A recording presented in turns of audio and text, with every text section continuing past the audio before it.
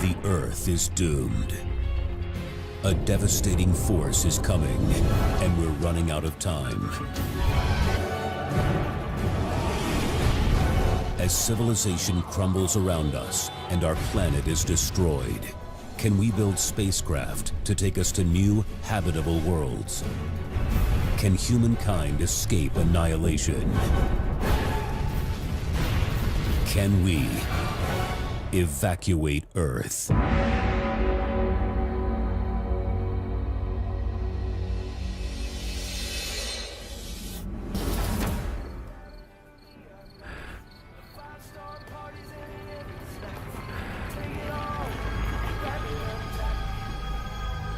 It seems like science fiction. The end of the world, no going back, we have to escape, we have to evacuate Earth. But it's really impossible to say that it will never happen.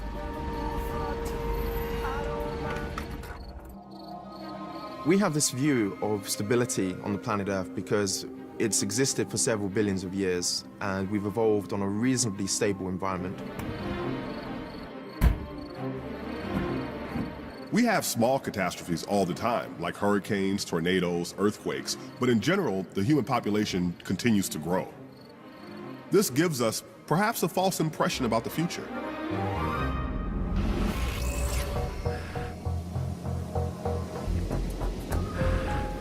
보는 거 좋아하지? 아빠, 여기? 그래. 여기. 잠시 한번 볼래? 잘 보이니? All of human life, human civilization, and all the other life on this planet really exists in a tiny, precarious shell on this rocky object going around a star in the middle of a big and lonely galaxy.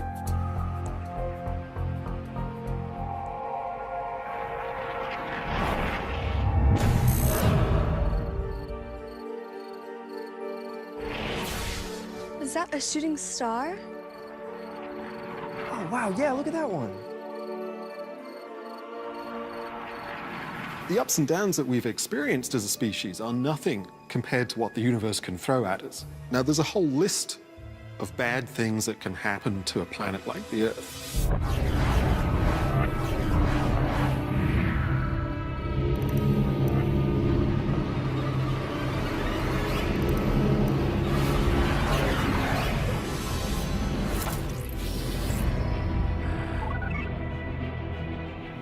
¿Eso está pasando ahora? Sí. Vamos. There are scenarios where our planet, the Earth, could be completely destroyed. Abran el domo! Abran el domo!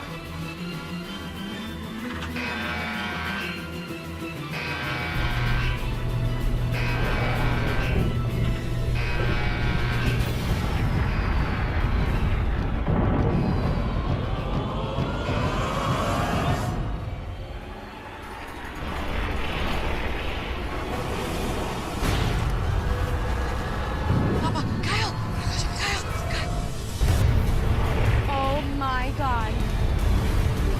Get in the truck. Get in the truck.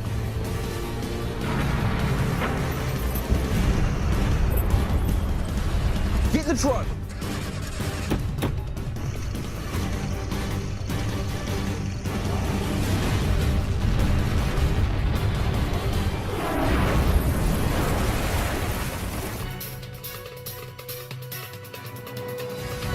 Reports out of cities from Tucson, Arizona to Okayama, Japan describe meteors the size of bowling balls raining down untold destruction. Authorities estimate the death toll at 250,000 and rising. This could be the worst natural disaster the world has ever known. Some leading scientists are now suggesting this deadly event may only be the tip of the iceberg, a signal that the destruction of our world is rapidly approaching.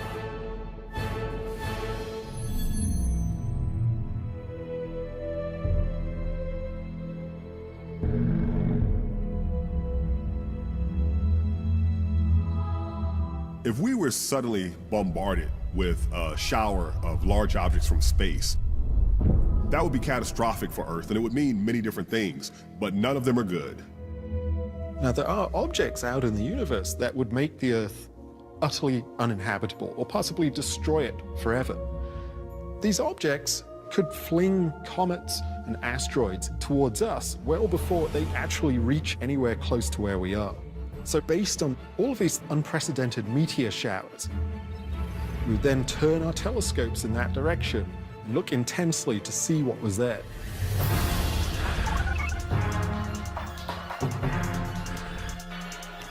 We might begin to see, for example, a rogue object from somewhere else, from intergalactic space. One of the most extreme possibilities we can think of would involve an object that we call a neutron star.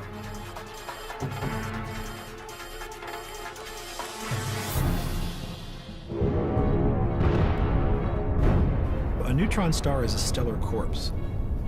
A star much more massive than the Sun burns through its fuel extremely rapidly. And at the end of its life, when it runs out of fuel, the entire core of the star simply collapses. This creates one type of supernova in a massive stellar explosion. But what's left behind is this incredibly dense core made of neutrons. It's something like 10 kilometers across.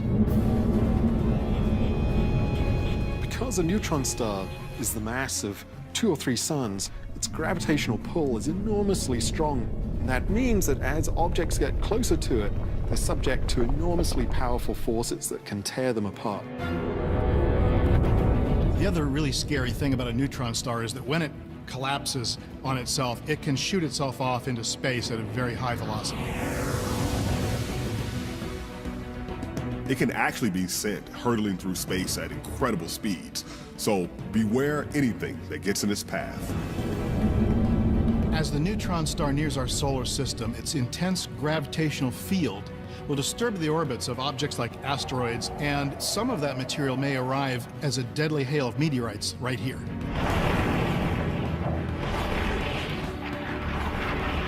What would happen next?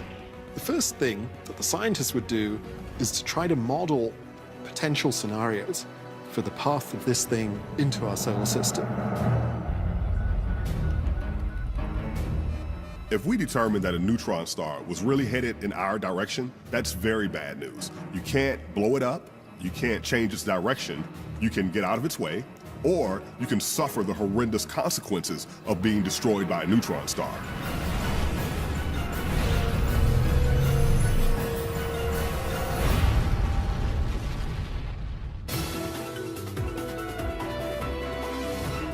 Some scientists are calling it the end of the world. It's called a neutron star, and astronomers think it's on a collision course with Earth.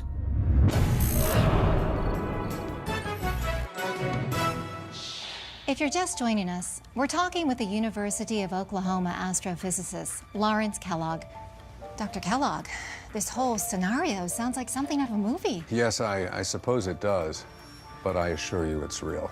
Probably the first public response to a report that there was a doomsday device heading towards Earth is people would think, oh, well, Spielberg's making a new movie. This is probably some kind of gimmick he's doing to get everybody interested. Where does this neutron star come from? Some 60,000 years ago, a star at the edge of our galaxy collapsed in a huge explosion. We call it a supernova. Now, the violence of this event catapulted the dead remnants on a journey of thousands of years. Along its way, it is causing cataclysmic damage to anything it encounters. One of the problems with our current age, which can be a good thing depending upon what the issue is or a bad thing, is that people are very cynical. We don't particularly believe what we see and hear. And you can imagine you'd have various people, various scientists get on the talk shows and say, no, this is really happening. Do you mean the same thing could happen to us? Yes, I believe it will. And just about every astronomer in the world believes it too. We have all read the same data. So within a week or two, people will believe it. But the real question is, what will they do about it? And when would this happen? By our best calculations, 75 years. 75 years. The Earth will be destroyed. This is the end of Earth.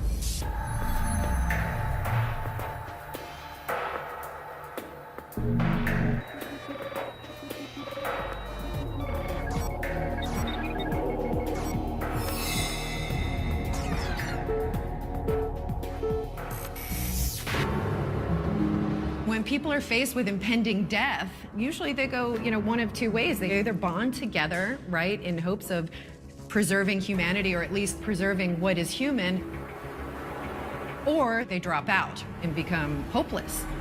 It would be incredibly important to create some kind of common goal. Some focal point that people could kind of bite into and own. If nature throws something at us that is so utterly catastrophic that the Earth would be utterly destroyed, that would compel us, I think, to try to go elsewhere.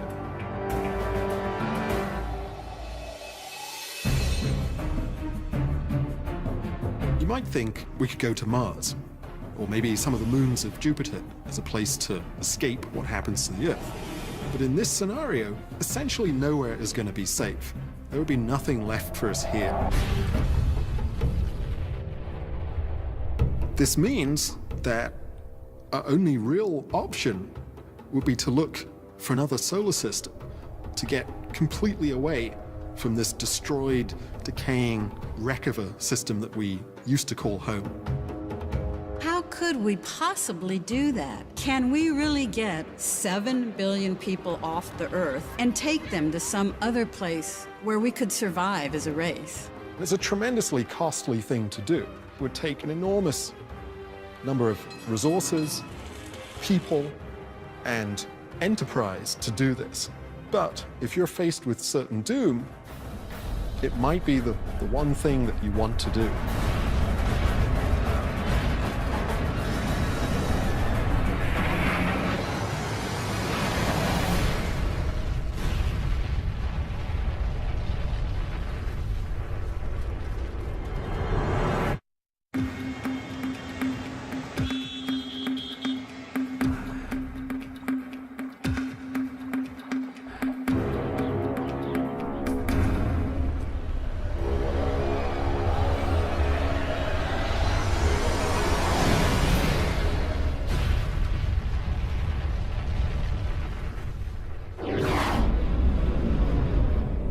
There's a neutron star headed toward our solar system, and every second the clock is ticking down to the destruction of everything we've ever known. In 75 years, the neutron star will arrive, and it will destroy the Earth completely.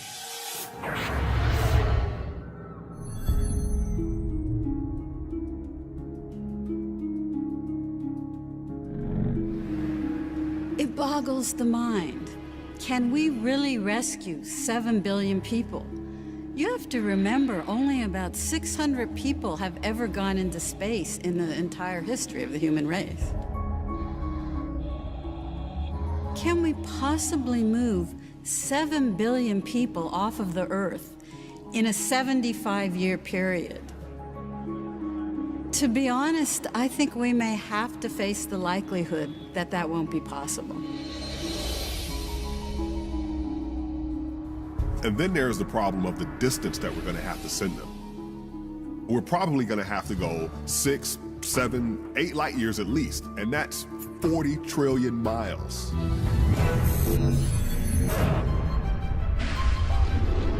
One thing is pretty certain. We're not going to get there using the space vehicles that we have now. The rockets that we know, Mercury, the Apollo, the space shuttle, these are all chemical rockets, and they're probably not going to do the trick.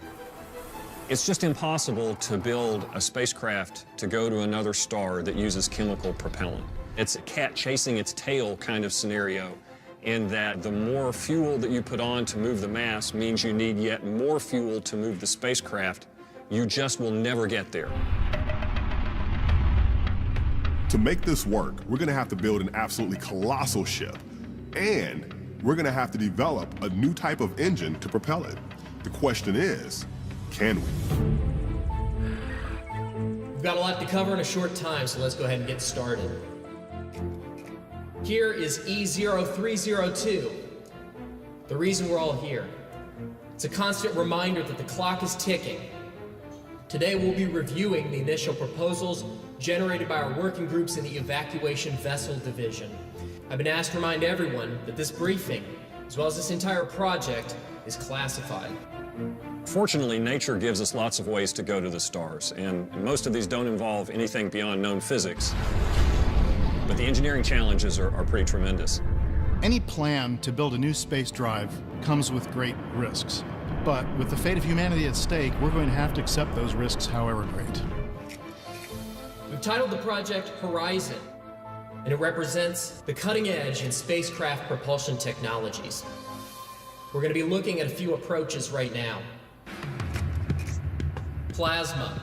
Promising, but it poses some real problems with regard to fuel and fuel storage, but this is a contender. To make a rocket able to accelerate you to high speeds, the faster you can shoot the exhaust out, the better off you are. The idea of a plasma rocket is that we'll use electricity to accelerate our gas. And so then you can shoot things out to very large velocities. But plasma, while it is more powerful, would probably require a lot of fuel. So really that puts us back to square one with the fuel problem. Solar sails. This technology has the advantage of substantial research, especially in the last 15 years. A solar sail derives its propulsion from sunlight. You can't feel it when you're out walking on a sunny day, but the light that's reflecting off of you is pushing on you. There's a polymer fabric that we stretch over a wire frame. When the sail is in low orbit, it functions extremely effectively. The solar intensity strikes the sail, and the momentum is transferred from the photons to the sail, propelling it along, much like the wind blows into a sail and pushes a ship. And we've looked at designs of solar sails that, if they're large enough and lightweight enough, can get to very, very high speeds. But the solar sail has an Achilles heel, and that is, it receives its acceleration by radiation pressure from the sunlight from the sun. And as you get farther away from the sun, that radiation pressure gets weaker. The sunlight gets weaker as you move away. It's kind of like driving on a long, lonely highway and there's no gas station suddenly for many, many miles. There's another candidate for an interstellar drive, and this one seems to come straight out of science fiction. Antimatter. Antimatter is the fondest hope of every propulsion engineer for the last 2 decades. Antimatter is kind of the mirror image of matter. It has the same mass as a normal particle, like a proton, an electron, but it has different charge and spin. And what is really interesting is if you bring a matter particle and an antiparticle together, as soon as they interact, they annihilate each other, and this releases enormous amounts of energy.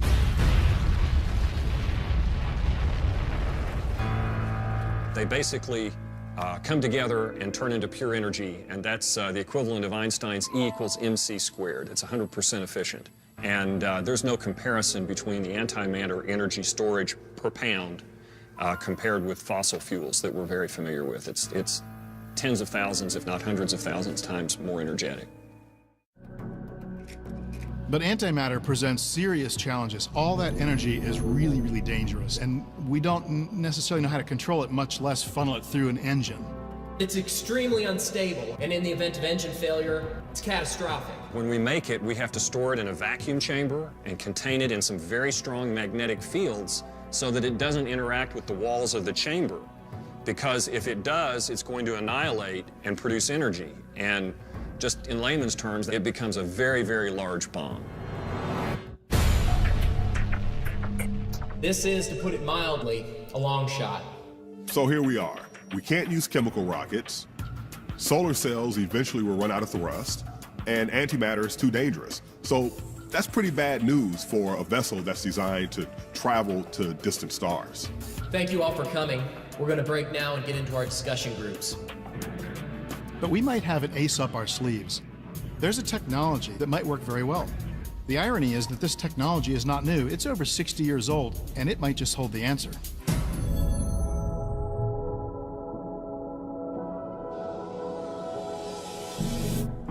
Today, whatever you do, wherever you may go, you are a part of atomic warfare. So during the Manhattan Project in the 1940s, there was a physicist Stanislaw Ulam. And he proposed launching a massive space vehicle that was propelled by nuclear bombs. A number of scientists, including Freeman Dyson, took this concept to the next level, imagining a spacecraft that would be propelled by nuclear explosions. And they called it Project Orion. Orion is really very simple in concept. Imagine that you have a very large spacecraft.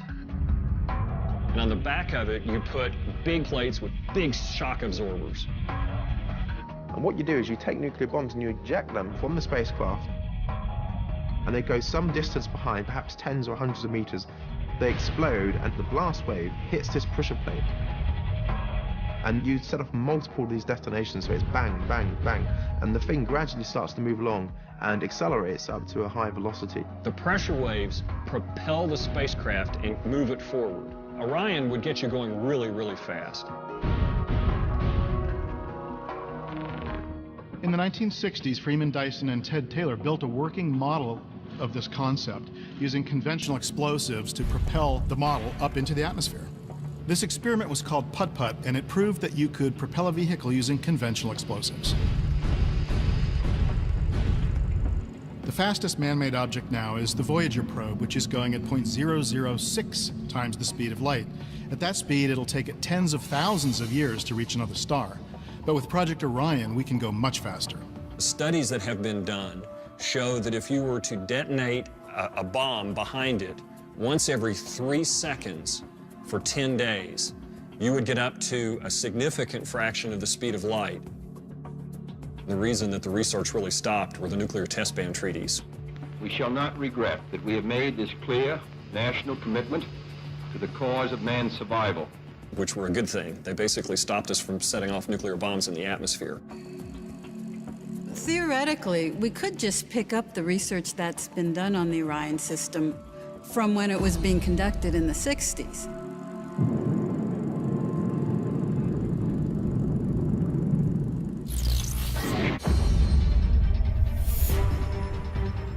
To conceive and build such a vessel is going to take cooperation on a scale never before seen in the world. We would need all of the technological and scientific expertise that we have in the world. We're talking about natural resources. We're talking about economies of the world having to give up the concept of money, working toward a common good. The problem is we have a set deadline.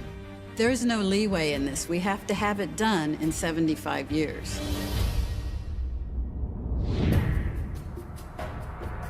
I think if people were to be faced with some kind of real threat to their existence, you'd see a lot of different kinds of reactions. News. People have been taking now with the emphasis on social media, it's going to be a huge impact that's going to spread out in a millisecond. I think that you would have people who would look to religious groups and religious organizations for answers. I think you'd also see quite an increase in rates of suicide. The world is going to end. There's going to be massive chaos.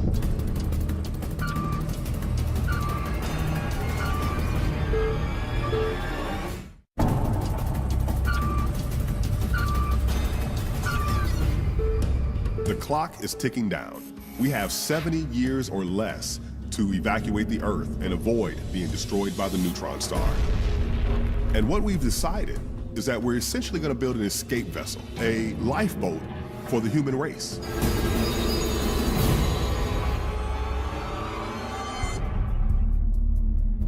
Once you decide you're going to design and build a starship, the first thing you need is to assemble the best minds on the planet who can do the work. People from all different scientific backgrounds, biologists, botanists, physiologists, physicists. The list goes on and on of people who it would be necessary to have their cooperation. And allowing a central location where these men and women can interact and coordinate their efforts, I think will be critical to the success of this endeavor.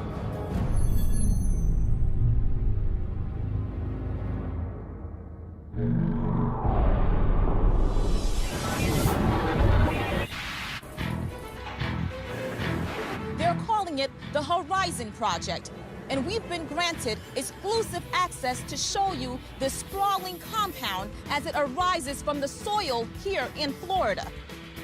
They've already dubbed this complex Starship City. In a few months, this site will be secured by the military, and the fight to save humankind will begin.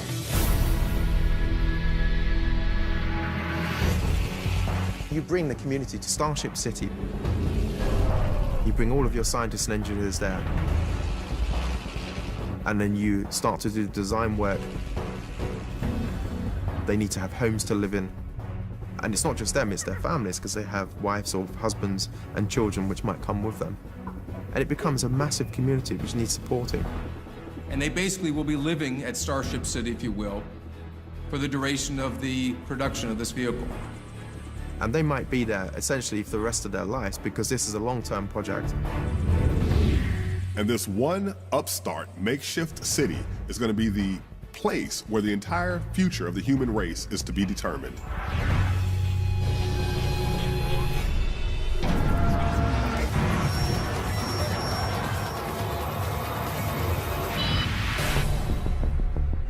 Now, the first order of business at Starship City will be to figure out how to actually build the Orion and make it work. Developing something like Orion is going to have several challenges.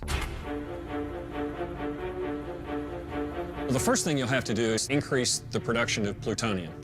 Because of the end of the Cold War, we haven't been building a lot more nuclear bombs, so we haven't been making it like we used to.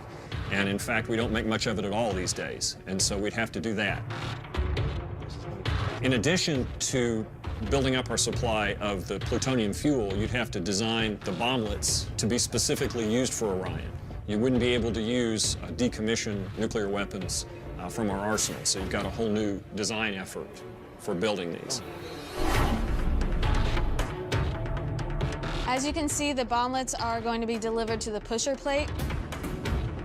One detonation every 3 seconds could get us to a respectable fraction of the speed of light, possibly even 7%. So while we're perfecting the propulsion system, the next question will be, what exactly is it pushing? How big will it be? And what conditions will we need inside of it to prepare for the passengers? One of the critical environmental elements that we're going to have to provide is one that we take for granted here on Earth, and that's gravity. Gravity is an organizing principle for all large animals and plants, so we are structured in terms of our entire physiology and anatomy based on coping with gravity. When you go into space, if you don't have gravity, one of the first things that starts to happen is that the bones in your body suffer calcium decay. Your muscles start to atrophy. Other things happen to your physiology. If you ever see guys that have come down from the International Space Station that have been in space for 3 months, when they get out of their capsule, they have to be supported. They literally will fall down. They're so weak. Now we're talking about an entire lifetime spent in zero gravity. And so there's a whole host of problems. Number one will be the fact that I'm not sure if we can actually have men and women produce children in this environment. The reproductive system relies on gravity. Every animal that has a bone system internally, that system would not evolve a proper way if it was done totally in a gravitational-free world. So if you were thinking about procreating in space, those offspring will have a difficult developmental time unless there's an artificial gravity that's created. We don't even know what a body that grew in zero gravity from infancy or even from in the womb would look like. Would it operate like ours? Would it even be feasible to give birth in interstellar space? We have to assume that we will be raising at least several generations of humanity in space. And this is something that's never been done before. Fortunately, there are fairly easy ways to simulate the effects of gravity, and one of those is through rotation. Where you take the entire vehicle, slowly spin it around, and you create gravity through centrifugal force. If you have a large cylinder that's slowly rotating, that force is pushing you to the outside edge of the cylinder. The centripetal acceleration to your body feels like gravity. And fortunately for us, that's good enough. If a spinning cylinder is the way to go, then the question is, how big can we build it? Because that determines how many people we can fit inside. Well, the answer is pretty big. And this is where we can start talking about something called an O'Neill cylinder. Gerard O'Neill is a professor of physics at Princeton University who postulated the design for a space colony where people would live on the inside surface of a rotating cylinder to produce artificial gravity. This has all been simulated in computers, and we're fairly confident that this cylinder will maintain its pressure. In fact, over here we have the same type of pressure cylinder that O'Neill was theorizing would work in outer space. It's designed to hold an entire Earth's atmosphere worth of pressure inside it. And we'd have pressurized ports here that we could open up and we could bring people and cargo in and out of the chamber. And then once it's sealed up, we know it's going to hold the amount of pressure we need. Sounds good. Light is another obvious issue. There's not much sunlight, even if you travel even just a few days away from the sun. So we're gonna need some artificial lighting, but that's not as big of a problem as you might think. We could run a rod down the center of the ship, which would be like the sun according to a daily cycle, because humans and plants and other animals rely on the cycles of day and night for their rhythms of life, for their survival. These rhythms dictate heart rate. They dictate body temperature. So maintaining a 24-hour cycle is critical to human health.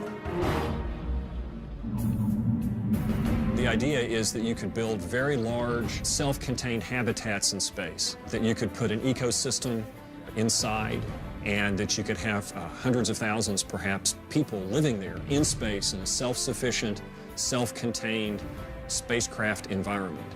It's something that is on the scale of what you would need to launch to the stars that a propulsion system like Orion might be able to propel.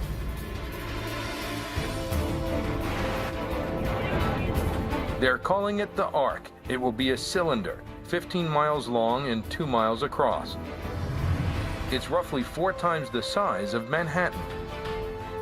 Scientists at Starship City say that the ship may hold up to 250,000 people, but no scientist or government official is answering the next question, and that is, who gets to go?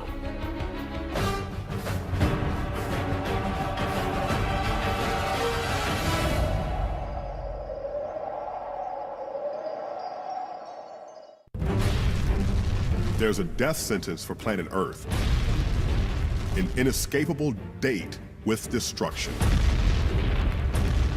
Humanity mounts a desperate effort to escape the only home we've ever known. We must build a vast ship and fly it to the stars.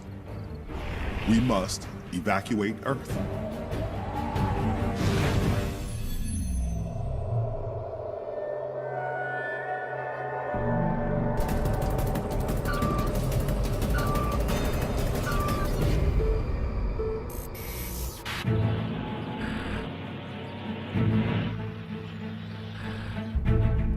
There's a bitter pill to swallow here, and that is we're never going to be able to build a ship or a set of ships that can transport 7 billion people off the Earth, and we certainly won't be able to do it in time.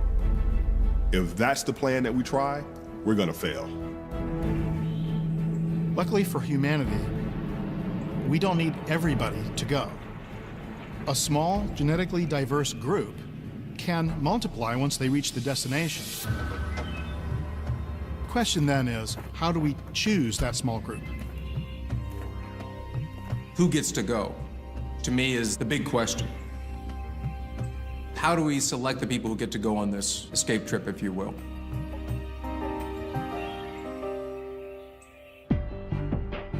One of the first things that we would want to do is screen the DNA of as many people as possible.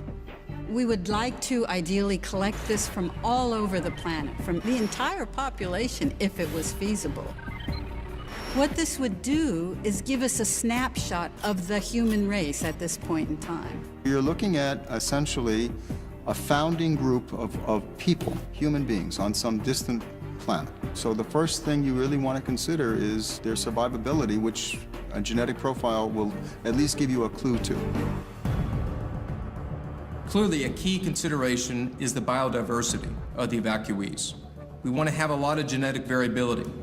A population of people become very vulnerable when you have a monolithic genetic composition, very vulnerable to disease, very vulnerable to even sickness. For example, if everybody was equally sensitive to an outburst of a flu or some kind of viral attack, then everybody potentially would die. The scientific community would have to be directly involved in weeding out who is fit for this kind of project and also what kinds of people. The people that survive are going to have to be kind of biologically perfect in a way, as perfect as they could be, because we're talking about a survival over a long period of time. One of the things that you really are looking for are people that have been relatively disease-free and have long life expectancies.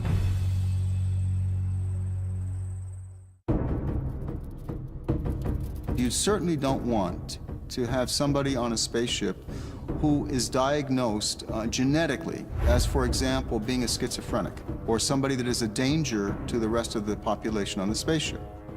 You don't want to have people that are diabetics. You don't want to have people that have other kinds of long-term health problems. What we're doing is we're reducing the gene pool of the entire human race down to just the passengers on this one ship. So it's very important that we save as much genetic diversity as possible and that the people be as healthy as possible. In some places, you would need trained medical personnel to collect the samples and do the screening. But in other cases, people might be able to send in the materials themselves. We could create an evacuation eligibility kit and mail it to as many people as possible. It would be a simple kit with a pin or swab stick, an instruction card, and a return envelope. And they all get shipped back to Starship City.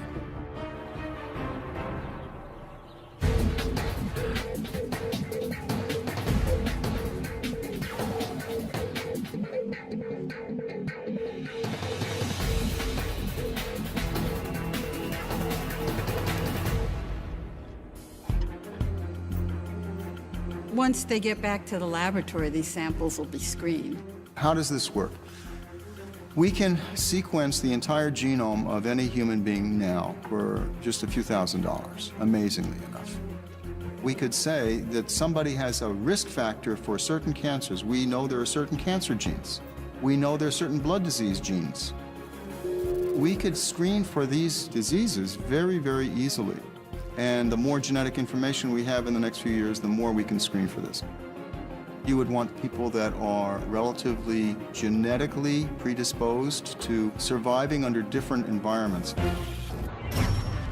If I were to choose people with long-term survival skills, with minimum amounts of resources, I would take Inuits from Greenland or northern Canada because they've lived in very, very harsh environments for thousands of years. Those kinds of survival skills are very, very, very critical. Genetics aren't the only criteria for getting into this group.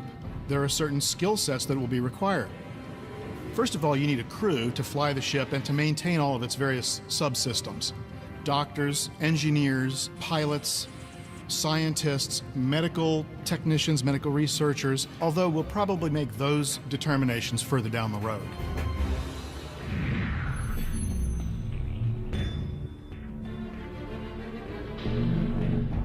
No matter what criteria is selected, once you start deciding who gets to go, you're deciding who doesn't go. And that is a lot of people. In fact, it's 99% of the people who are not going to get to go. And no matter how objective you are in choosing your criteria, there's going to be many people who are going to see the selection process as being biased in favor of the powerful. Wealthy elites would largely shape the priorities in this endeavor and would be involved very closely in selecting who would be the group of survivors that would actually make it into space. We know that those in power are going to be writing the rules of who gets to go. They're going to have the brain power, they're going to have the financial expertise. Protests have erupted in 71 different countries on 5 continents today. The protesters calling for the Starship program to be shut down. Why? Some say it's too much of an economic drain. Others say the selection of the evacuees is biased. There are going to be lots of nations, lots of countries around the world with very few people selected to go on this journey. There will be populations of people who are already resource poor, who will want to be part of this project but won't be selected. And the struggle for resources is usually a violent one. There's a lot of room for tragedy.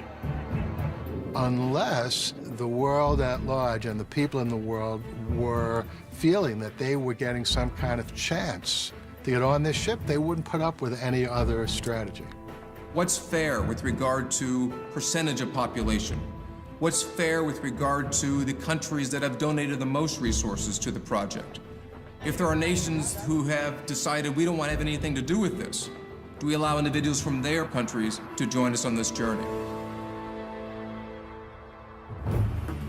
You could just have a simple lottery in which anyone had an equal chance of getting into that, but it would be extremely messy, and wars could well break out over who would get on that ship. Regimes might say, like, you know what? I have a nuclear bomb. If you don't do as I say, the world is gonna end. The times are ending. It's time to move on and do it now. One of the things that I think is likely to erupt is that we will see increased prevalence of civil war.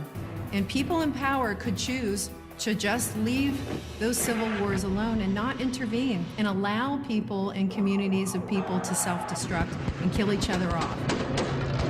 So you have 2 different scenarios. One that, you know, people are gonna get together and have the best of humanity. On the other hand, it might be the worst of humanity. How will people react that are not selected for this journey? Will they do whatever they can to ensure that no one gets to go? Will they try to sabotage this attempt to save humanity?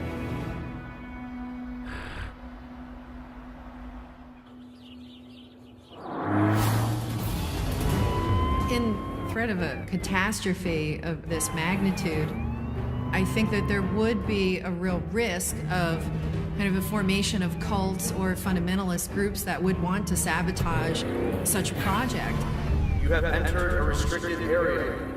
Stop your vehicle now. There are certainly stories in the Bible and in other religions about humanity being wiped out periodically throughout human history. Some will see this as another sign of that type of event.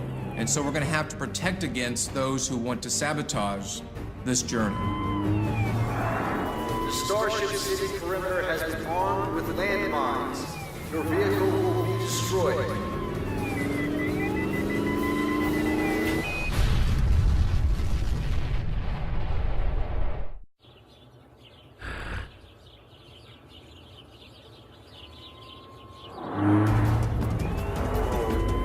You have entered a restricted area. Stop your vehicle now.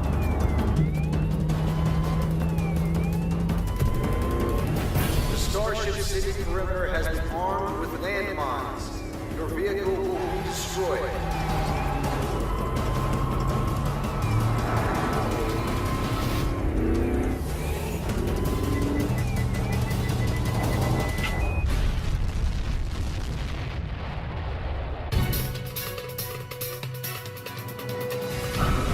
According to a spokeswoman for the Horizon Project, damage from over 30 terrorist attacks has caused grave delays to the program, which is already struggling against a tight deadline. The Horizon Project suffered a new kind of setback today when 45 scientists working in Starship City left for what can only be described as the competition. Another evacuation ship has been secretly developed by a consortium of super wealthy individuals looking for their own ticket off the planet.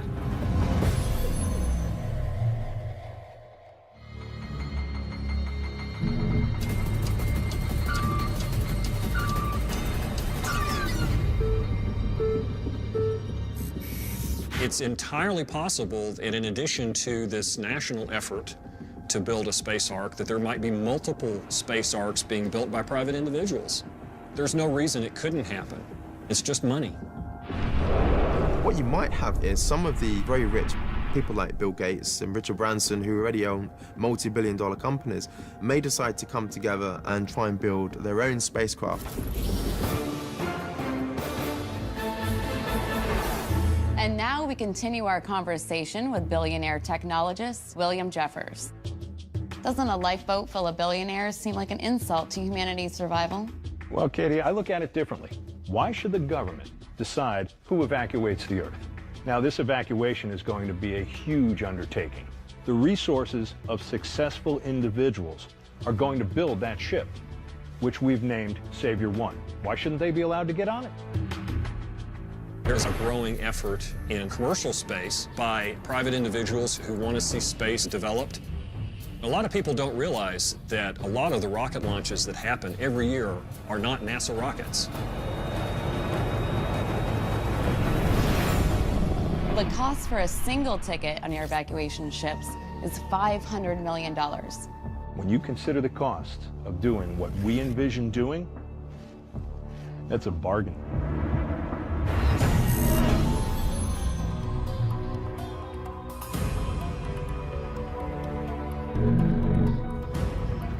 Once we know that our system is doomed, we have to begin looking for other solar systems with planets that could support us. We believe there must be other planets out there like ours. This was something that was only a philosophical statement 20 years ago. Now we suspect that there are many places like the Earth out there. The only question is when we'll find them and how close the nearest one will be. Finding another planet won't be easy, but we already have telescopes in space looking for Earth-like planets orbiting other stars. The most prolific one right now is the Kepler Space Telescope. Kepler is a 1-meter space telescope in an Earth trailing orbit. And Kepler looks at 150,000 stars every 6 seconds and looks for a tiny drop in brightness when the planet goes in front of the star. That dip in the light intensity is essentially a very small eclipse. Every so often, by chance, a planet may pass between us and its parent star. In doing so, it blocks a tiny bit of the light from that star. If we monitor the star, we can actually see that change in light coming from the star, and it tells us that there is a planet there. Kepler now has 2,000 candidate planets. It has planets that are the size of the Earth and smaller. That's potentially a lot of new homes, but the problem is that Kepler's targets are very far away.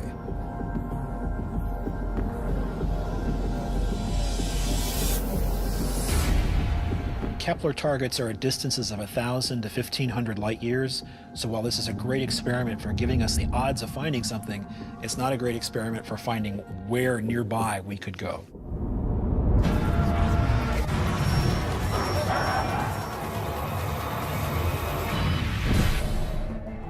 Finding a planet nearby is essential. The longer that we spend on the spaceship, the more that can go wrong, and the more danger and threat there is to the survival of the species. And of course, the real golden nugget at the end of this search, of course, is to find an Earth-like world in what's called the Goldilocks zone. The Goldilocks zone refers to a zone around a star where the temperature is just right for liquid water at the surface of the planet. Liquid water is a critical piece of biology. It's an important part of the chemistry of life itself.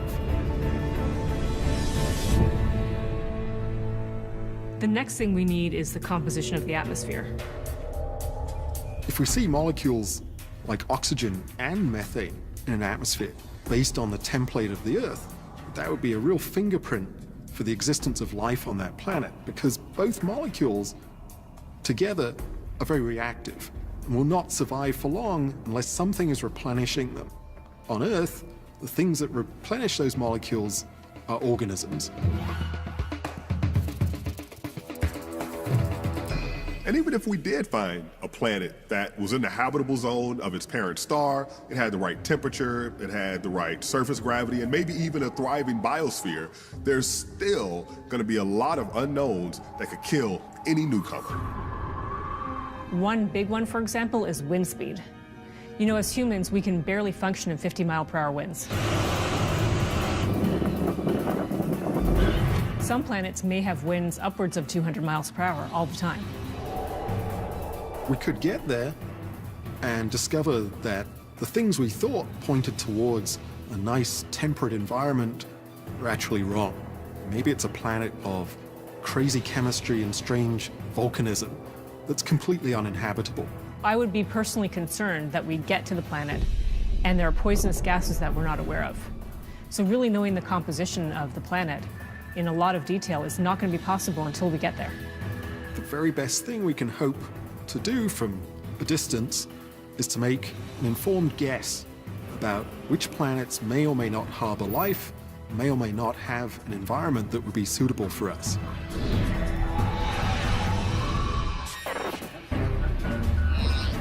At some point, we're basically going to have to take what amounts to a massive gamble. So that's it. Does anybody have any reservations about recommending this? We're just going to have to trust our instruments, trust our measurements, and just select the location and just go. This is the best chance. Nothing else even comes close. Because in this situation, there's going to be no time to go back and forth on our decision making. The human race cannot die due to paralysis of analysis. Scientists at Starship City are celebrating today. They have found humanity's next home. The planet has oxygen in its atmosphere, and researchers believe there's already plant life. It's circling a sun known as Barnard's star, a little less than 6 light years away, which means it would take about 80 to 100 years to get there by present calculations. Its name is Barnard C352, but researchers have already renamed it Earth 2.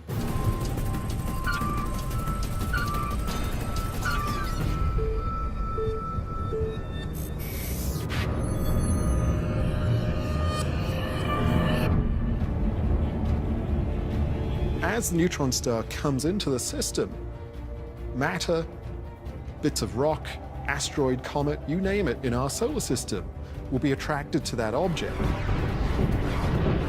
But as they hit the surface of the neutron star, it's like setting off nuclear bombs.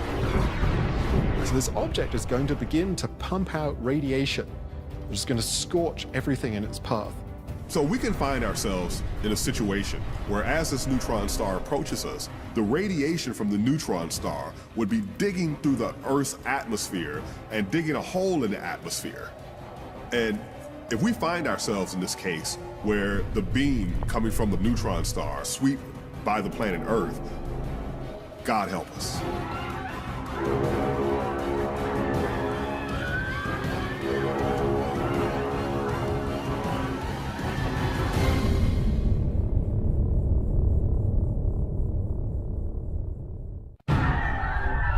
As the neutron star gets closer and the radiation from the neutron star begins to affect the Earth's atmosphere, it's going to essentially open up holes in our atmosphere that's going to allow deadly radiation from space to come in. Anyone who wants to survive this time period will have to have ready access to shelter, and preferably deep underground.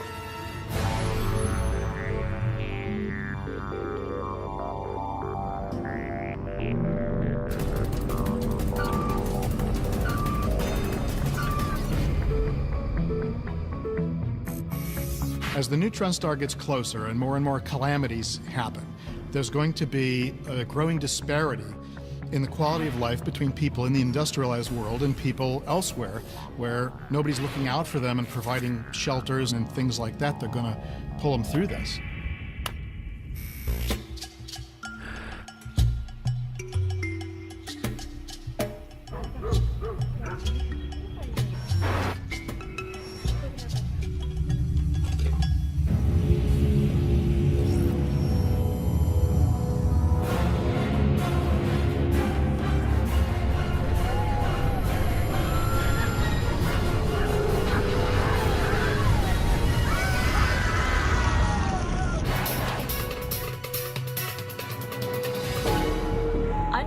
millions are dead as radiation from the neutron star bombarded the Western Hemisphere yesterday.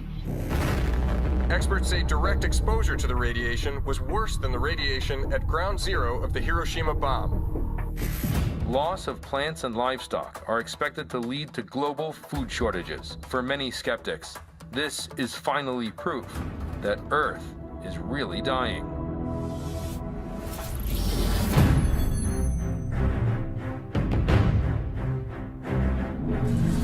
Even with this radiation raining down on us, we're not going to be able to let up on our construction effort for even a moment.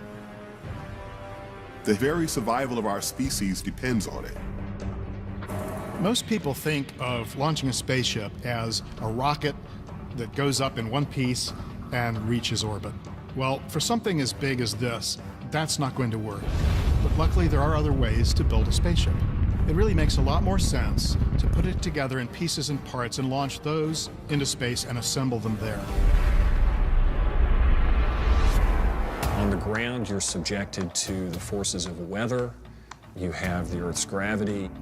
When you launch something on a rocket to go to space, you're traveling through the atmosphere. You've got the atmospheric pressures. You've got the wind dynamics. You've got all these stresses on it. When you get out into space where you don't have weather, you don't have the Earth's gravity, you don't have to put as much mass and waste time designing it for two environments. The environment for transit through the atmosphere and then space. You just can concentrate on what it's going to take to keep it in space.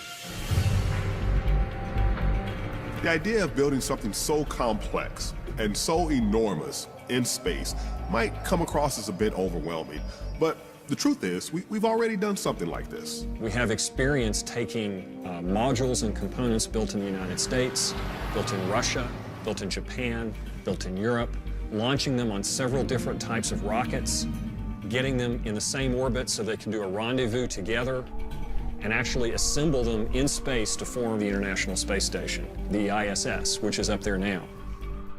That's one of the useful things of the International Space Station. It's given us the knowledge of how to assemble structures in orbit. Is it a challenge? Well, certainly. We have done it once before. Not on this scale. We probably won't be able to build the entire ship at Starship City. What we're going to have to do is we're going to have to distribute the manufacturing all around the world, creating what is essentially a global assembly line. And that probably is the only chance we have of meeting our deadline.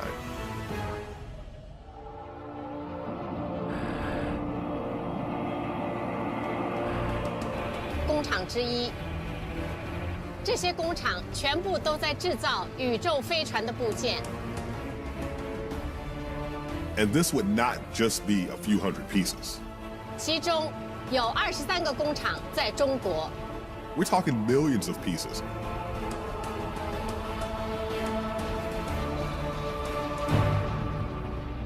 But even now, there's places on Earth that can do this. In the United States, Russia, Japan, Europe, India, all of the spacefaring countries in the world could do this. 从那儿，他们将被送到天体运行轨道进行安装。 The biggest challenge is going to be the systems engineering, putting the logistics together and getting all the pieces to fit. Something of this scale and this scope is going to require multiple manufacturing facilities on the ground, probably in many countries. They're going to have to use different tooling and different engineering processes, and they have to make sure that once they get into space, tab A fits into part B and everything connects and works properly. The last thing you want to do is find out that your pieces don't fit together properly when you get to space. Launching all these pieces of spacecraft into orbit is going to be a challenge, but it's doable. Even now, we're building rockets that are able to lift as much as 130 tons into low Earth orbit. That means you can take up pretty big chunks of this thing at each launch.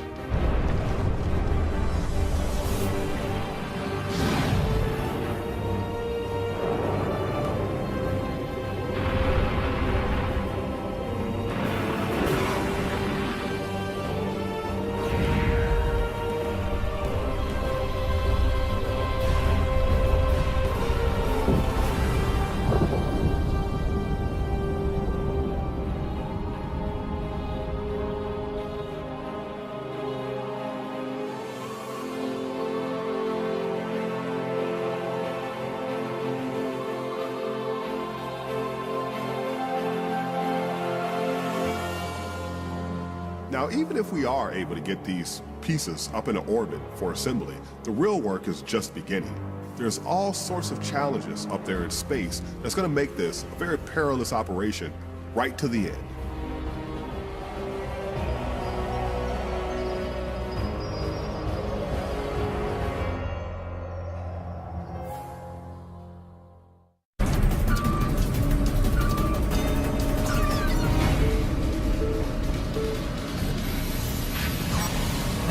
This is the latest report from Starship City. In spite of recent setbacks, projections indicate that the Ark might be finished on time. With over 150 launches a week, the Horizon project is sending more than 4,000 tons of supplies, instruments, and parts to the giant ship. At 15 miles long and 2 miles wide, the ship still requires millions of tons of soil and millions of gallons of water. And all supplies need to be carried to orbit, 260 miles above the Earth.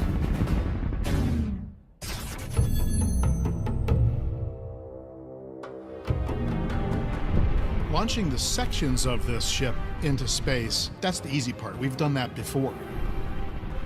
But even with the most advanced robotics that we have, assembling those things into a starship is something that's going to require human coordination of a huge scale.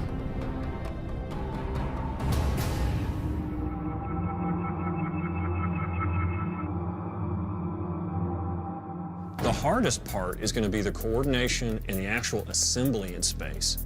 I personally don't believe we'd be able to assemble our spaceship just totally robotically without people. That is absolutely gorgeous. Zero G and I feel fine. You can do a lot robotically, but sometimes you just got to have a person on site to make things work.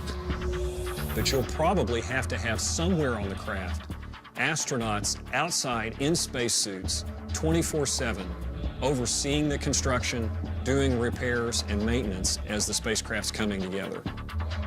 And that could be a very dangerous situation because we have space junk flying around the Earth at high speed. In the history of space exploration, we haven't been as neat and tidy with our spacecraft as we should have been. First pair and second pair both have successfully jettisoned the vehicle. Everything is looking good. And there have been cases where rockets have exploded and scattered hundreds of pieces of debris into orbit. We've had spacecraft that have failed, and even a couple that have run into each other and shattered into many hundreds, if not thousands, of pieces. And this problem could be made worse by the Starship effort itself.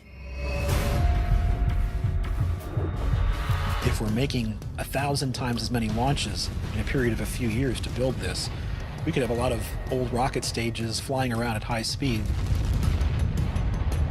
These pieces are moving at orbital speeds, which is on the order of about 5 to 6 or even 7 miles a second. And that's faster than any bullet you can fire on the ground. And would do tremendous damage if it hit you. As we build this spacecraft, we'll have to keep track of junk in space, old debris that's incoming from different directions. We'll have to think of ways to prevent all this stuff from colliding with or damaging our equipment.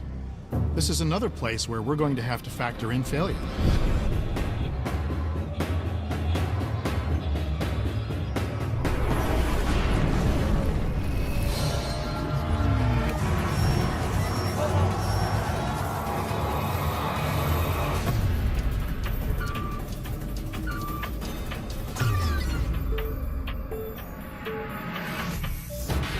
Up to this point, we've been suffering through the secondary effects of the neutron star, the radiation, projectiles, but now, as a neutron star nears the edge of our solar system, that's the beginning of the end.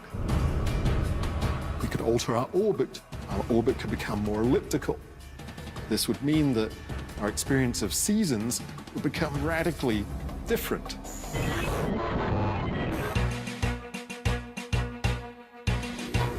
Now, we are looking at another day of extreme weather, folks. Los Angeles, you guys will be wrestling with another bout of chill, 50 degrees below zero. There would be vastly greater difference between winter and summer on a level that we won't get from just global warming or changes like that are occurring. We are talking about a 140-degree heat wave moving in on Manitoba. Keep your water supplies covered. It's very important for you to go into your basement in the middle of the day. And we're out.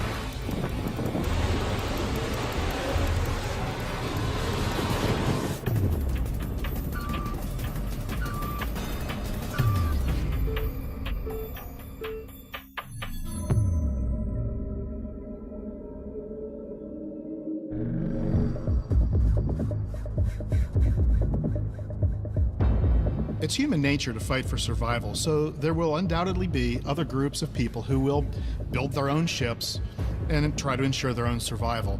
And some of those smaller groups might actually finish their projects before we do.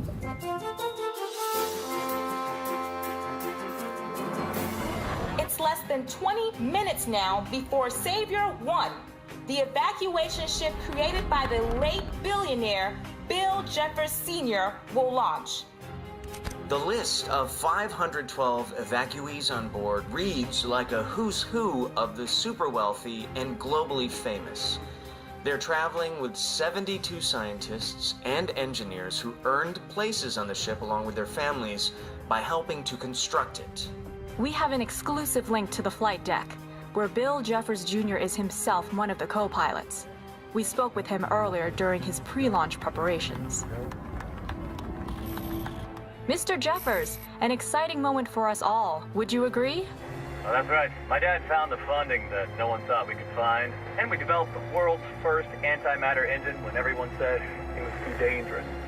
So, from everyone on board, we want to say that there's always hope if you believe you can accomplish the impossible.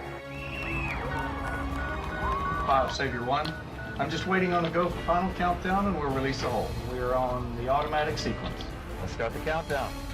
5, 4, 3, 2, 1. We have ignition failure. Repeat, ignition failure. We have an engine malfunction. We are in abort-ready mode. Repeat, abort-ready mode. All crew and passengers prepare for emergency evacuation.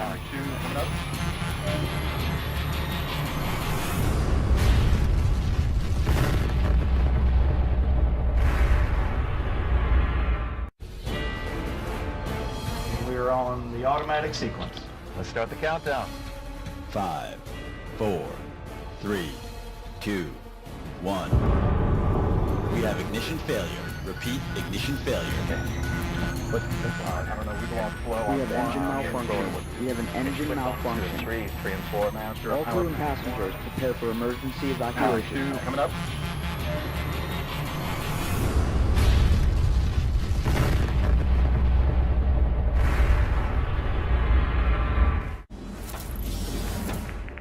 We have breaking news from the launch site of the Savior 1. About 5 minutes ago, precisely at the time of the scheduled launch, there was a horrific explosion. Critics are already insisting that Savior 1's ambitious antimatter propulsion system was a disaster waiting to happen.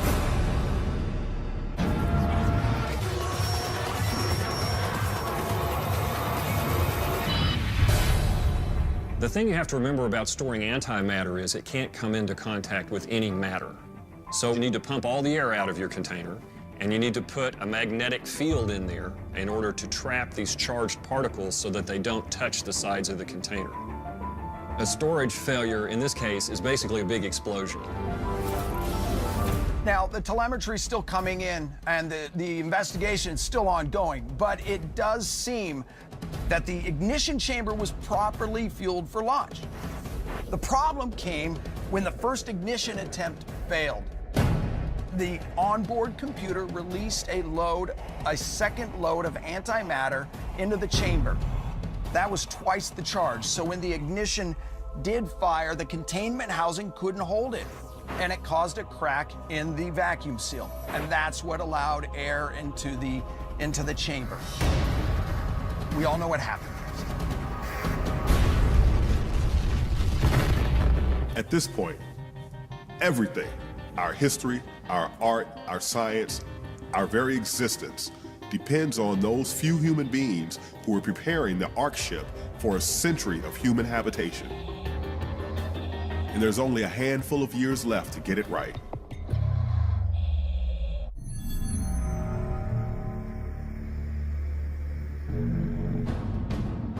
Remember, this ark has to sustain the lives of every survivor in the human race. So it's going to need to be supplied with everything they're going to need for decades on their journey.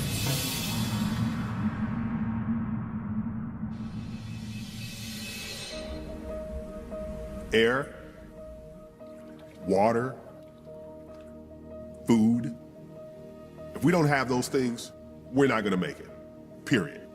But fortunately, the first two, air and water, are essentially the same thing, scientifically speaking. You can make oxygen easily by just putting an electrical current through water, which is essentially what organisms do when they generate oxygen from photosynthesis. And if you have a nuclear power plant on a spaceship, you can generate electricity for a very, very long period of time, safely, and you can just hydrolyze the water to generate oxygen. So we can breathe, and we have water. Now we have to figure out our food supply. As mundane as it seems, we've never done anything on this scale before, and certainly not in space. And every man, woman, and child on the ship stands a chance of dying if we don't figure it out. How do we feed 250,000 people for this duration of time?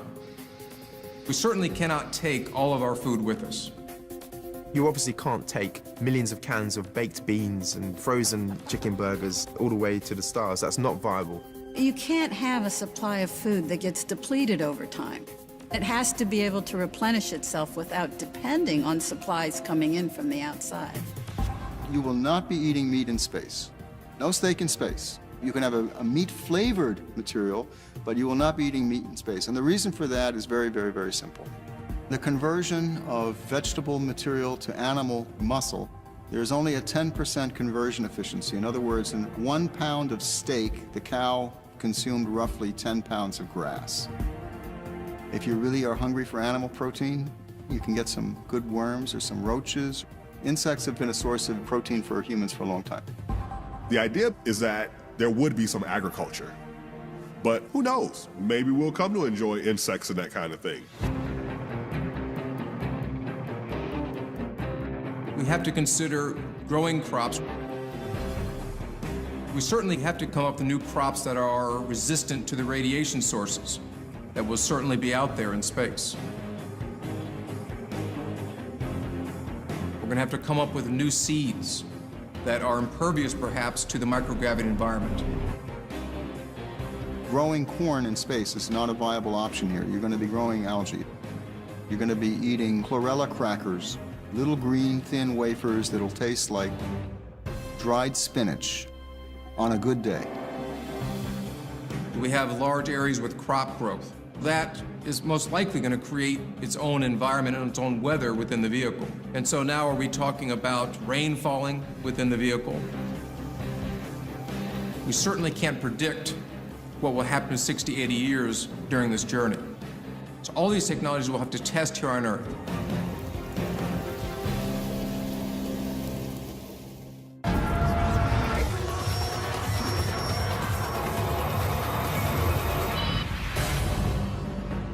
The question of diet raises the importance of bringing along a few trillion more passengers on board. We're talking about bacteria. It's critical that we would take a complement of microbes into space. It's absolutely essential for the survival of human life. 6 pounds of a typical human adult's weight is microorganisms. Without bacteria, we wouldn't even be able to perform simple functions like digesting our food. Those organisms all evolved more than 2.5 billion years ago on this planet.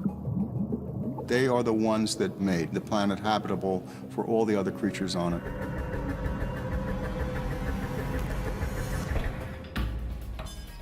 One big advantage to bacteria is that they travel well.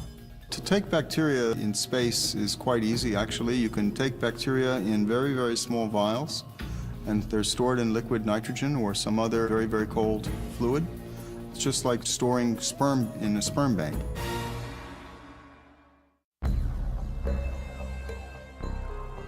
The The thing you have to remember is that all of these programs have to take place at the same time. Building the ship, selecting a destination, solving supply problems, figuring out how to feed the evacuees. It all has to be simultaneously coordinated, or it's not going to get done. The neutron star isn't going to give us an extension.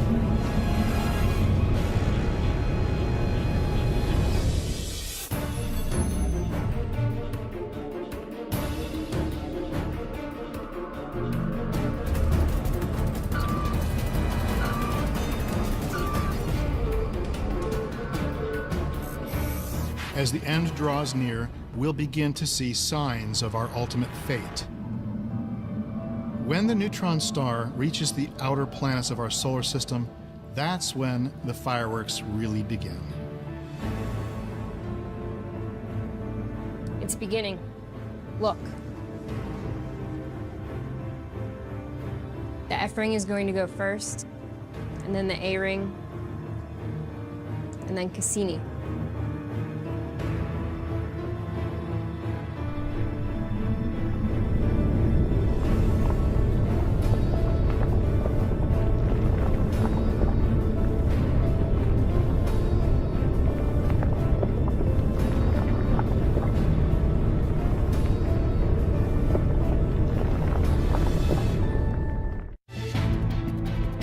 Beginning. Look. The F ring is going to go first, and then the A ring, and then Cassini.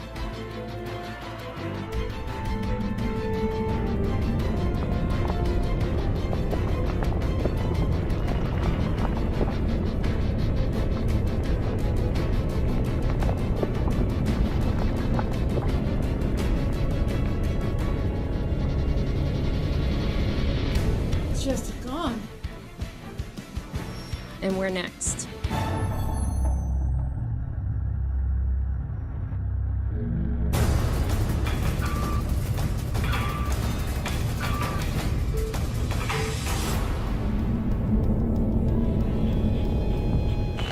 Now, humanity's only hope lies with the Horizon Project's space ark. Shuttlecrafts will transport the evacuees to the ship in orbit. We've got our tens of thousands of individuals, and we've got their food and water and air to breathe. At this point, I think we would definitely want to board our craft. We're going to want to leave the planet.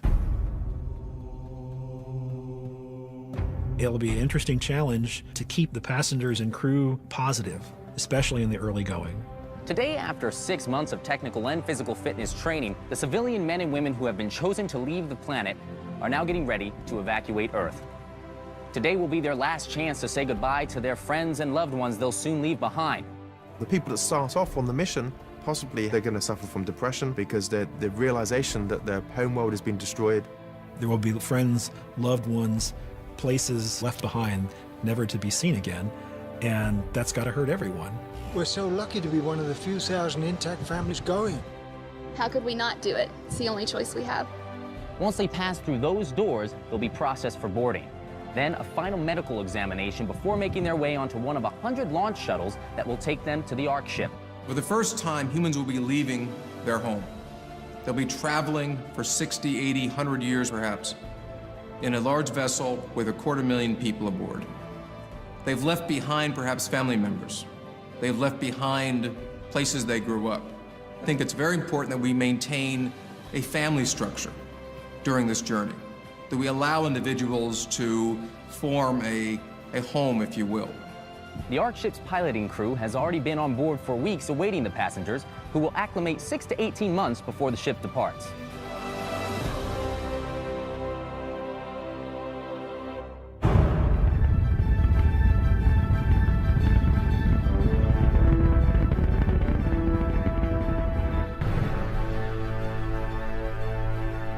If we pull it off, the Ark ship is going to be a wonder unlike anything humans have ever created. The last wonder we'll ever create on Earth.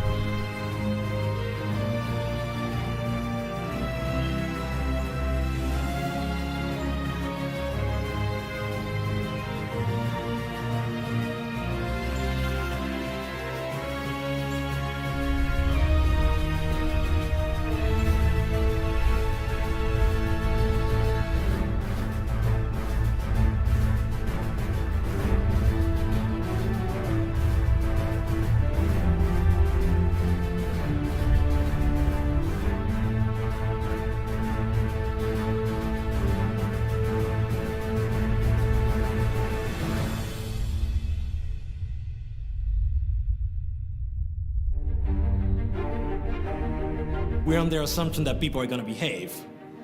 But we have to be certain that we have some laws, that we have some rules, that we have a structure. I think what would worry me the most is just the social cohesion of the group. Will they stay on task, or will they rebel and try to do something different, to turn the ship around, to give up, keeping people directed towards their goal all that time, not breaking up into factions on board the ship, not killing each other. The same problem we have in a city or in adjacent countries. That's what we've got to master.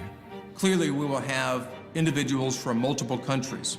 Who's to say that the hatred and the problems that we have here on Earth will not befall us on this journey?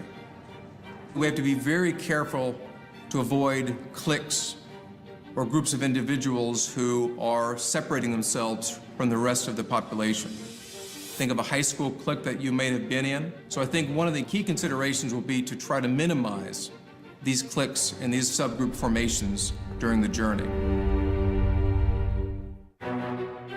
The obvious thing you need is governance. What's the laws that you take with you? Is it the Constitution of the United States? Is it the United Nations? What kind of political structure do you have on board? Do you want a democracy?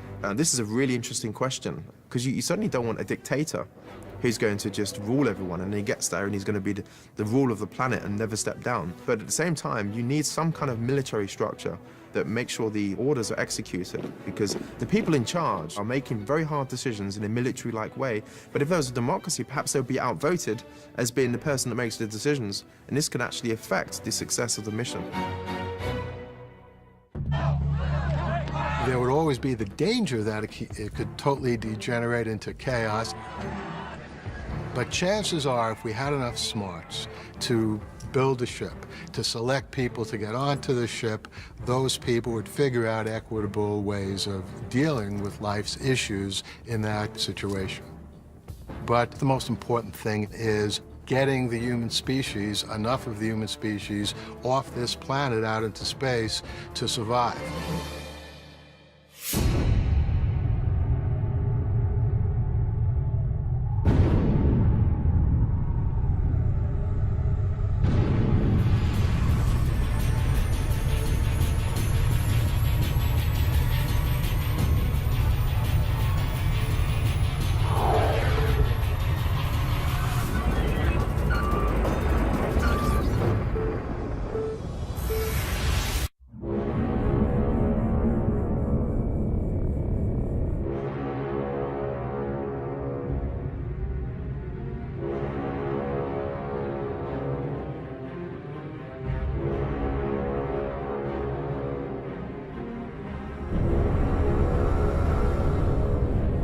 As a neutron star approaches the Earth, there are two things that are going to happen.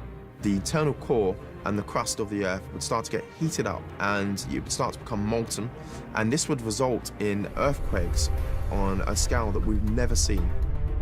What will happen next is the neutron star's gravitational field will begin to tear away our planet.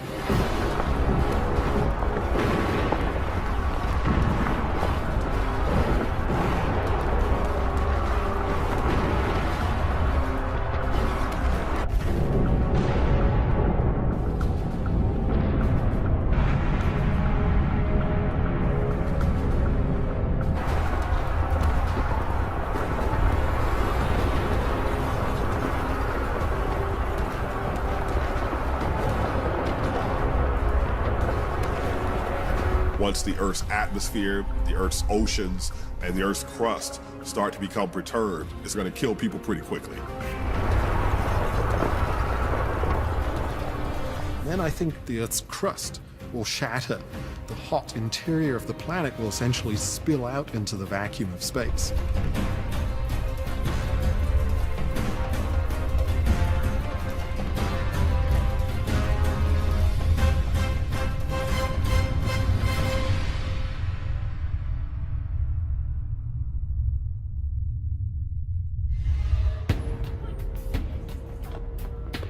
By the time the neutron star literally rips the Earth to pieces, everybody on the Earth is already going to be dead from radiation or volcanism or any number of other things.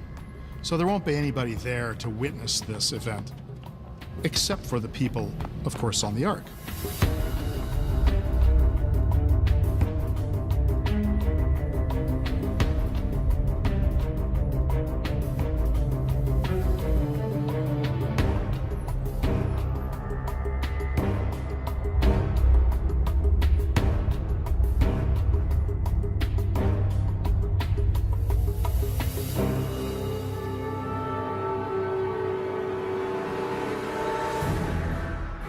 The material of a shredded Earth can do a couple of things. It may fall straight onto the neutron star and result in colossal explosions. It's also possible that it would enter into an orbit around the neutron star as a ring.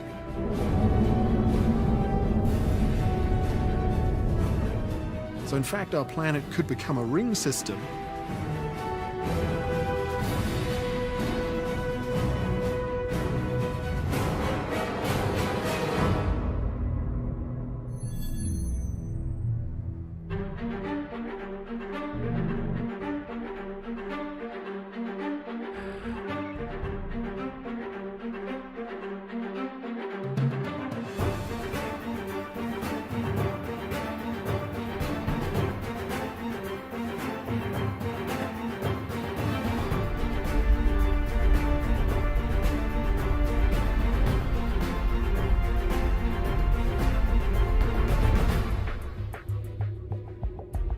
Who's going to be there when we arrive? The human life expectancy currently is about 70 years. So by the time we reach the distant planet that is our target, chances are most of the original people who got on the Ark ship aren't going to be around. Clearly, those who were in their 50s and 60s when the journey began won't make it. Most likely to be the younger children. You can imagine that being a very emotional experience because they know they've reached the end of their long journey and they were successful, but in some ways they've only started it. Imagine the flood of emotions that these people are going to feel the first time they see the surface of this planet. But now they're tasked with doing something that's even more immense. Now they have to go down to this planet and rebuild human civilization on a new world.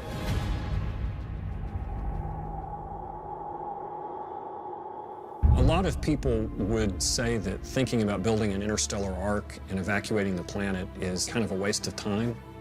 I'm not sure that it's something we want to put a lot of effort into without a threat, but it's certainly something we need to be thinking about because sometime in the future, it's inevitable that we're going to want to leave the planet.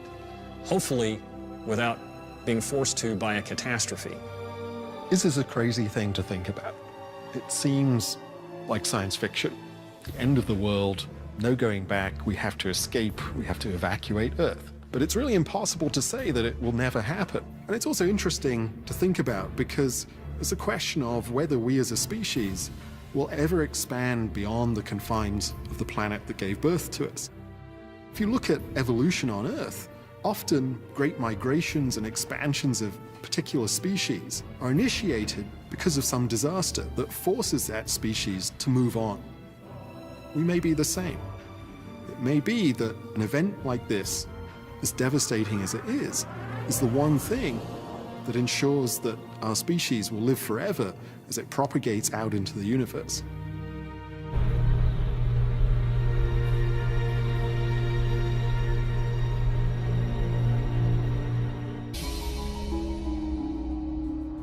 And then there's the problem of the distance that we're going to have to send them. We're probably going to have to go 6, 7, 8 light years at least, and that's 40 trillion miles.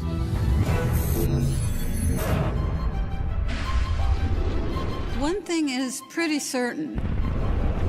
We're not going to get there using the space vehicles that we have now. The rockets that we know, Mercury, the Apollo, the space shuttle, these are all chemical rockets, and they're probably not going to do the trick. It's just impossible to build a spacecraft to go to another star that uses chemical propellant.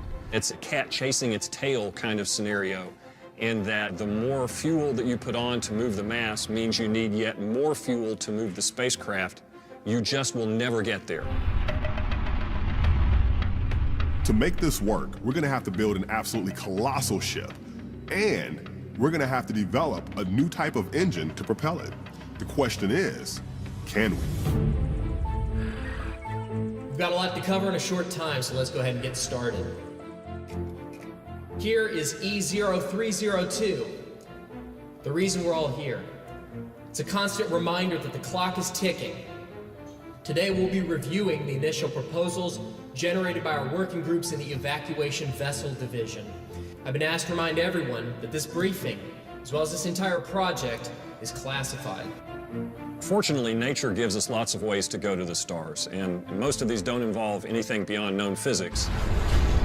But the engineering challenges are pretty tremendous. Any plan to build a new space drive comes with great risks. But with the fate of humanity at stake, we're going to have to accept those risks, however great. We've titled the project Horizon, and it represents the cutting edge in spacecraft propulsion technologies. We're going to be looking at a few approaches right now. Plasma. Promising, but it poses some real problems with regard to fuel and fuel storage, but this is a contender. To make a rocket able to accelerate you to high speeds, the faster you can shoot the exhaust out, the better off you are. The idea of a plasma rocket is that we'll use electricity to accelerate our gas. And so then you can shoot things out to very large velocities. But plasma, while it is more powerful, would probably require a lot of fuel. So really that puts us back to square one with the fuel problem. Solar sails. This technology has the advantage of substantial research, especially in the last 15 years. A solar sail derives its propulsion from sunlight. You can't feel it when you're out walking on a sunny day, but the light that's reflecting off of you is pushing on you. There's a polymer fabric that we stretch over a wire frame. When the sail is in low orbit, it functions extremely effectively. The solar intensity strikes the sail, and the momentum is transferred from the photons to the sail, propelling it along, much like the wind blows into a sail and pushes a ship. And we've looked at designs of solar sails that if they're large enough... When people are faced with impending death, usually they go, one of two ways. They either bond together, right, in hopes of preserving humanity or at least preserving what is human, or they drop out and become hopeless. It would be incredibly important to create some kind of common goal. Some focal point that people could kind of bite into and own. If nature throws something at us that is so utterly catastrophic that the Earth would be utterly destroyed, that would compel us, I think, to try to go elsewhere.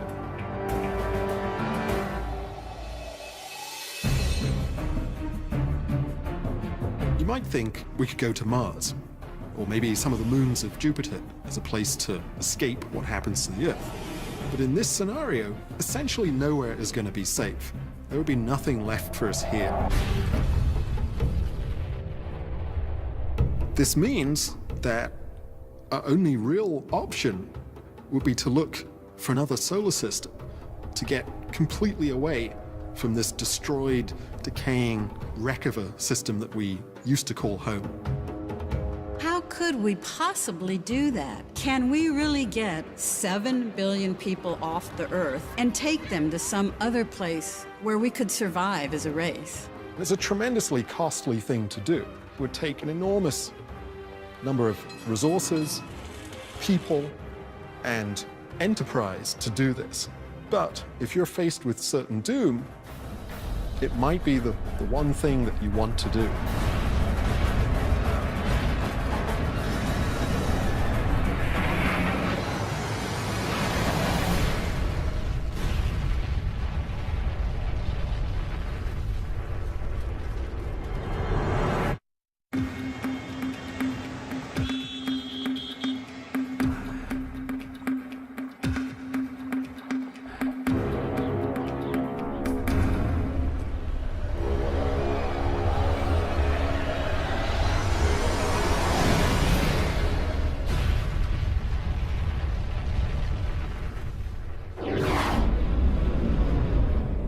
There's a neutron star headed toward our solar system.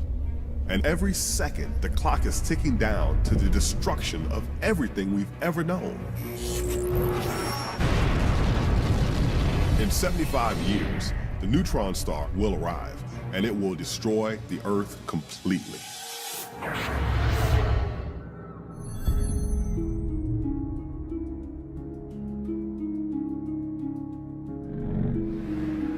It boggles the mind.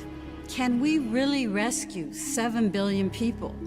You have to remember only about 600 people have ever gone into space in the entire history of the human race. can we possibly move 7 billion people off of the Earth in a 75-year period? To be honest, I think we may have to face the likelihood that that won't be possible. Papa, Kyle! Kyle! Oh my God. Get in the truck. Get in the truck.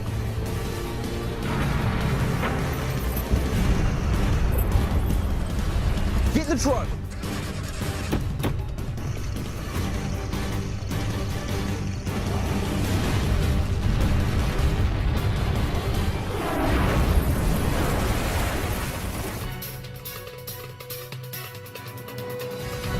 Reports out of cities from Tucson, Arizona to Okayama, Japan describe meteors the size of bowling balls raining down untold destruction. Authorities estimate the death toll at 250,000 and rising. This could be the worst natural disaster the world has ever known. Some leading scientists are now suggesting this deadly event may only be the tip of the iceberg, a signal that the destruction of our world is rapidly approaching.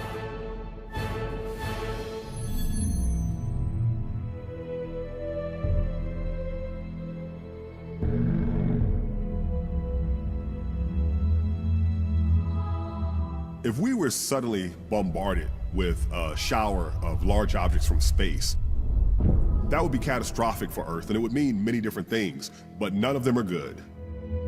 Now, there are objects out in the universe that would make the Earth utterly uninhabitable or possibly destroy it forever.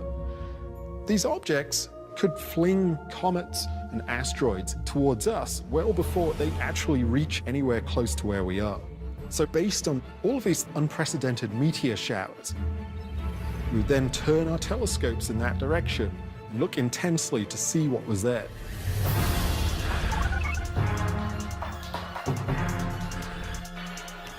We might begin to see, for example, a rogue object from somewhere else, from intergalactic space.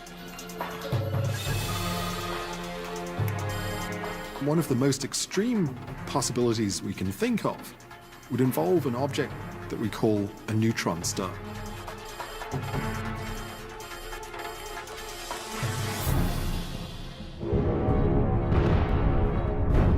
A neutron star is a stellar corpse. A star much more massive than the Sun burns through its fuel extremely rapidly. And at the end of its life, when it runs out of fuel, the entire core of the star simply collapses. This creates one type of supernova in a massive stellar explosion. But what's left behind is this incredibly dense core made of neutrons. It's something like 10 kilometers across. Because a neutron star is the mass of 2 or 3 suns, its gravitational pull is enormously strong. And that means that as objects get closer to it, they're subject to enormously powerful forces that can tear them apart. The other really scary thing about a neutron star is that when it collapses on itself, it can shoot itself off into space at a very high velocity. It can actually be sent hurtling through space at incredible speeds. So beware anything that gets in its path. As the neutron star nears our solar system, its intense gravitational field will disturb the orbits of objects like asteroids, and some of that material may arrive as a deadly hail of meteorites right here.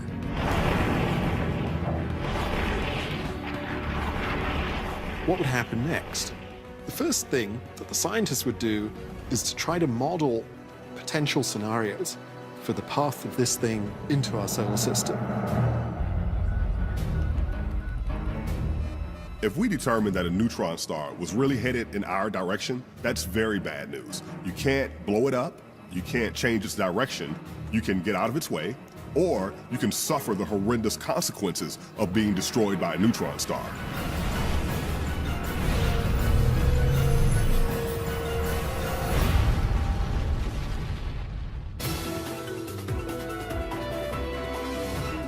Some scientists are calling it the end of the world. It's called a neutron star. and astronomers think it's on a collision course with Earth.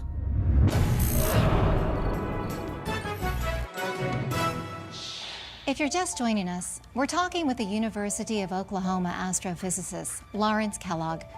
Dr. Kellogg, this whole scenario sounds like something out of a movie. Yes, I suppose it does, but I assure you it's real.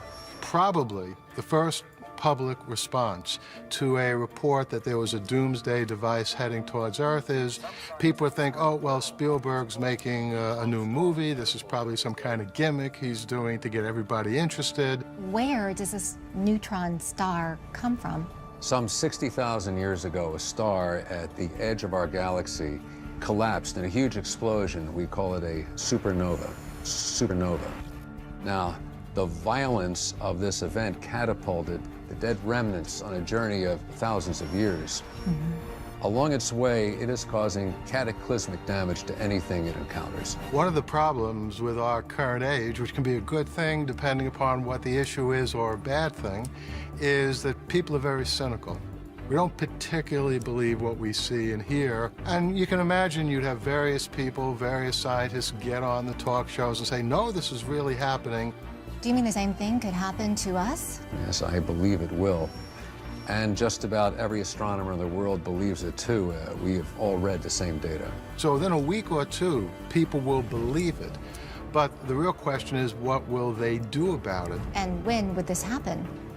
By our best calculations, 75 years. 75 years. The Earth will be destroyed. This is the end of Earth.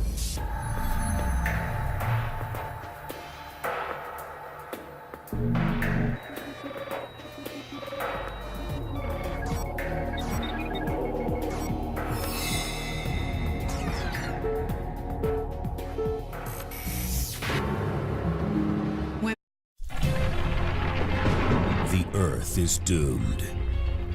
A devastating force is coming, and we're running out of time.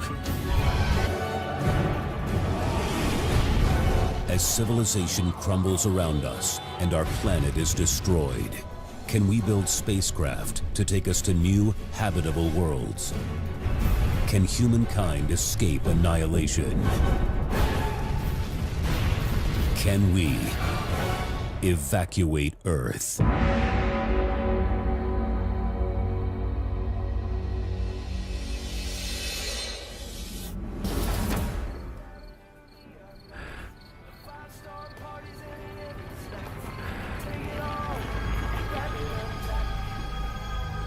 It seems like science fiction. The end of the world, no going back, we have to escape, we have to evacuate Earth. But it's really impossible to say that it will never happen.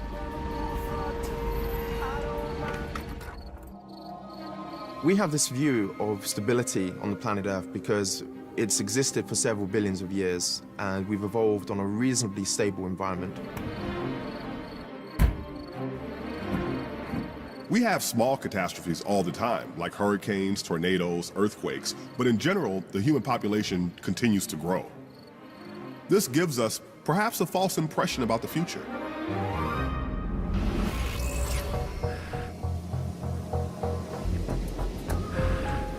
별 보는 거 좋아하지? 아빠, 여기? 그래, 여기. 잠시 한번 볼래? 잘 보이니? All of human life, human civilization, and all the other life on this planet really exists in a tiny, precarious shell on this rocky object going around a star in the middle of a big and lonely galaxy.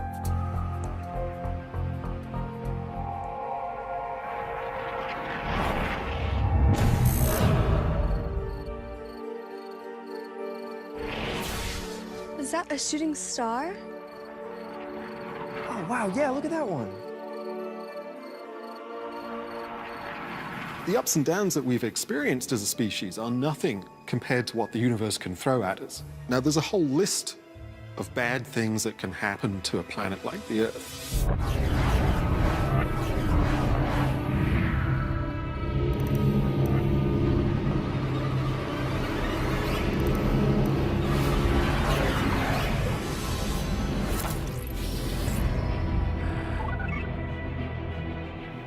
¿Eso está pasando ahora? Sí.